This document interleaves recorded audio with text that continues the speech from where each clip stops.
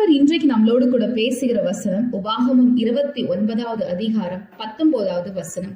அப்படிப்பட்டவன் இந்த ஆணை உறுதியின் வார்த்தைகளை கேட்டும் தாகத்தின் நிமித்தம் வெறிக்க குடித்து மன இஷ்டப்படி நடந்தாலும் எனக்கு சுகம் உண்டாயிருக்கும் என்று தன் உள்ளத்தை தேற்றிக் கொண்டால் கர்த்தர் அவனை மன்னிக்க சித்தமாய் இரார்.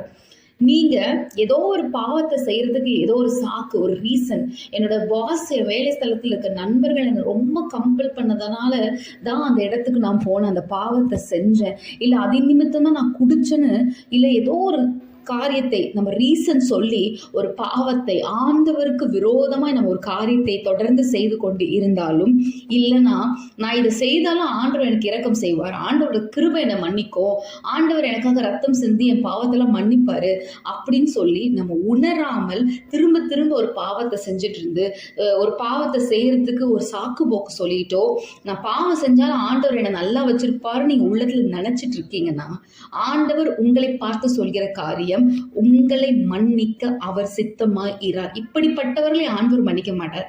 தெரியாம செஞ்ச பாவத்துக்கும் உணர்வு இல்லாம ரட்சிக்கப்படுவதற்கு முன்னாடி நீங்க செஞ்ச பாவத்தை தான் ஆண்டவர் மன்னிப்பார். நீங்கள் தெரிந்தே செய்கிற பாவங்களுக்கு நிச்சயமா ஆண்டவர் மன்னிப்பு கொடுக்க மாட்டார்.